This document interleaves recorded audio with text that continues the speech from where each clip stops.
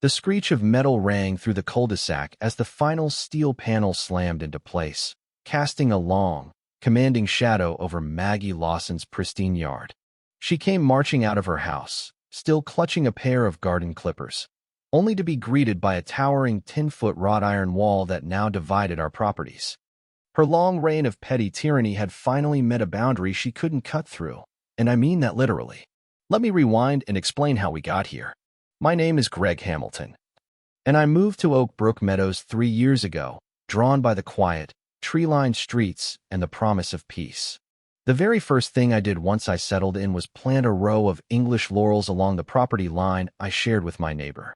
I nurtured that hedge for years, watering, pruning, shaping, until it grew into a beautiful, thick wall of green that gave me the privacy I wanted after long days at the law office. That piece ended the day Maggie Lawson was elected vice president of the HOA. Maggie was the kind of neighbor who measured grass with a ruler and color-coded her violations spreadsheet. Within a week of her new role, I got a formal notice in my mailbox. Apparently, my hedge disrupted the visual flow of the neighborhood. I thought it was a joke. The hedge was well-maintained, tasteful, and far from unsightly. In fact, it probably boosted nearby property values. But Maggie insisted it clashed with the aesthetic cohesion she was enforcing. We went back and forth for months. I showed up to every HOA meeting, photos in hand, pointing out similar hedges around the neighborhood. Maggie countered with vague interpretations of community standards. The rest of the board looked uncomfortable but never challenged her. I figured she'd move on eventually. I was wrong. After returning from a week-long work trip, I pulled into my driveway and felt my heart drop. Half my hedge gone. Not trimmed, not shaped, but hacked.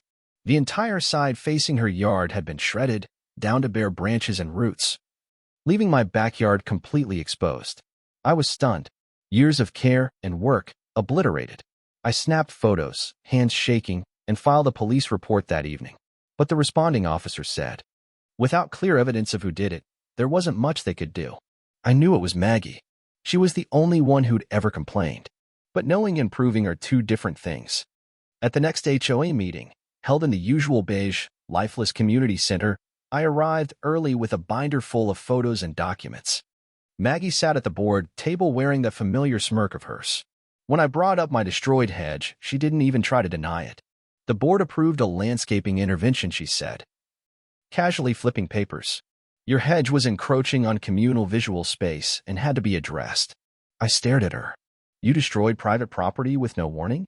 That hedge was entirely on my land. Her grin widened. The board determined it was a visual nuisance. Property harmony takes precedence, Mr. Hamilton. Maybe next time. Consider your neighbors before walling yourself off. The other board members avoided my eyes. I walked out of that meeting furious and determined. Over the following weeks, I buried myself in property law and the HOA covenants. I spoke with lawyers, reviewed surveys, and read every clause line by line. And that's when I found something interesting. While hedges were limited in height, fences, specifically decorative iron or steel fences, could go up to 10 feet if they served a security purpose. Better yet, once approved and built, the HOA couldn't force them down without cause. It was time for a lesson in playing by the rules, better than she did. I hired Fort Ironworks, a company that typically handled government contracts. The owner, Derek Monroe, heard my story and gave me a discount. His cousin had once gone through something similar. With the help of my lawyer, we drew up the perfect plan. A 10-foot black wrought iron fence with intricate scrollwork and spearpoint tips, anchored 4 feet deep in concrete. It was beautiful, it was legal, and it was unbreakable. Permits were filed and approved without issue. And for maximum impact, I scheduled construction over a holiday weekend when I knew Maggie would be home. Saturday morning.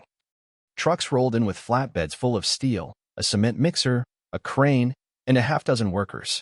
I set up a lawn chair in my driveway with a coffee and waited.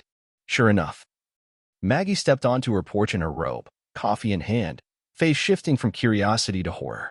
The crew marked the property line, then started drilling with an auger. She stormed across the lawn in her slippers. "What is this?" she snapped. I took a sip. "Just installing a decorative security fence, Maggie. All fully permitted and within HOA guidelines." "You can't do this," she shrieked. "I'm calling the police." "Please do." I've got all my documents right here. 20 minutes later, the same officer who'd come for my hedge complaint arrived. I showed him the permits, property lines, and code compliance. He looked over everything, nodded, and said with a smirk, "Just keep the noise down tomorrow, okay?" By the end of Saturday, half the wall was up, gleaming black steel, rising over Maggie's rose garden like a fortress. She spent the day on her porch, phone glued to her ear. Sunday, more the same. She'd summoned other HOA members, who gathered on her lawn whispering urgently. But by sundown, the wall was finished. The effect was immediate. Her morning sun was blocked. Her once Instagram-worthy view was now a slab of steel. Her prized roses wilted. That Monday, she called an emergency HOA meeting. The room was packed. Neighbors who hadn't attended in years showed up. "This wall is a disgrace," Maggie barked, waving printed photos. "It ruins our neighborhood's character." I stood and calmly explained. "This fence follows every rule you've enforced, Maggie. It's compliant in every way. If you have a problem, maybe you should have thought twice before butchering my hedge." People clapped. Then something beautiful happened. Other neighbors stood up. Dean Morris, who'd been cited for a lawn ornament. Lana Kim, who was fined for her kids' chalk drawings. One by one, they spoke up. Maggie tried to regain control, banging her gavel, but it was over. Her grip on the community had snapped. She called for a vote to ban tall fences. The secretary pointed out changes required 30 days, notice, and a 75% majority. "Fine," she muttered. "Table it." But the damage was done. Over the next few weeks, Maggie tried everything: city inspectors, lawyers, utility companies. But the wall stood. No violations. No power line issues. No recourse. Every morning, she'd open her curtains and see the wall. Her once thriving roses shriveled. She had to install artificial grow lights. The sunlight she bragged about when she bought the house was gone.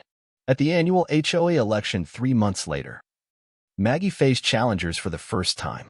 The turnout was massive. And when the votes were counted, not only did she lose her position, she was voted off the board entirely.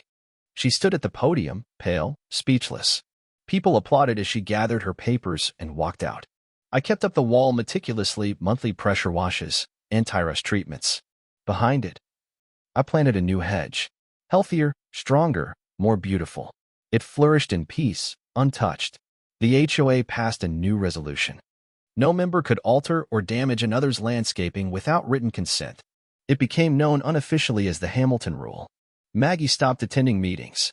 I saw her once at the grocery store, staring intently at a can of beans, pretending not to notice me.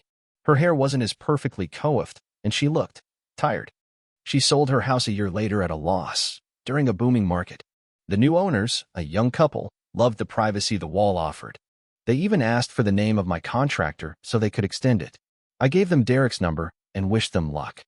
The wall still stands, a monument to what happens when someone uses rules to bully others, only to be outplayed by those same rules. They say good fences make good neighbors. But sometimes, what you really need is an iron wall. Just ask Maggie. That is, if you can find her.